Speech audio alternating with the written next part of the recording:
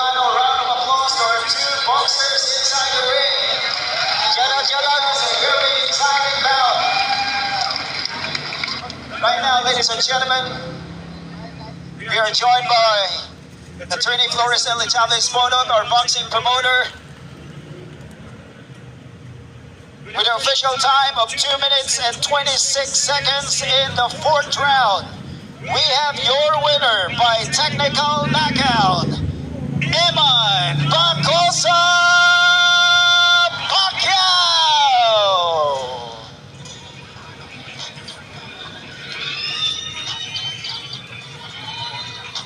Luyas siyang kontra eh. Luyas yun. Kita ko pa lang ginalo. Alright.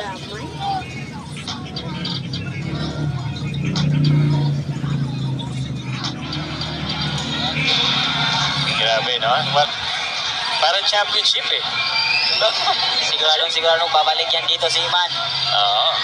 Alright, Eman. Yan na, At sa istoryahan si Eman Bacosa Pacquiao. Pinapakyan si Jillian Ward. Eman, first of all, congratulations sa nang imong kadaugan. Arita diri sa tunga, Eman. Pinapakyan. Ini-interview na yun. Okay. First of all, congratulations.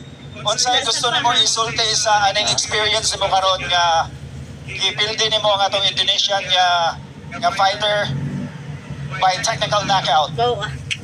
Una gusto ko magpasalamat sa Panginoon dahil binigyan niya ako ng lakas para manalo at makabukas sa laban kahit marami na akong pinagdadaanan ngayon. Hindi nila po Madunog nakikita. ng tsura. Pero nagpapasalamat din po ako sa suporta at pagmamahal niyong lahat.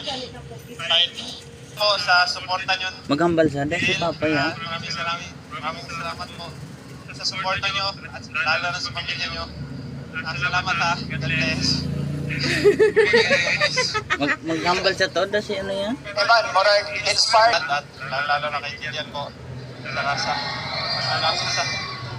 Jill, pwede ka, umakyat dito.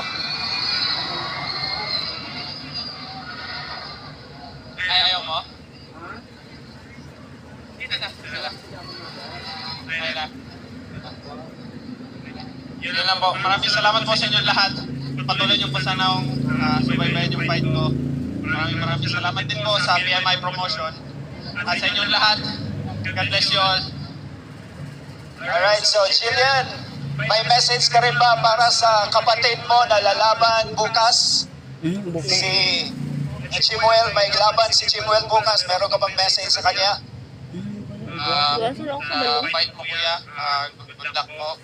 Naway ka ka, protektahan ka ng Panginoon sa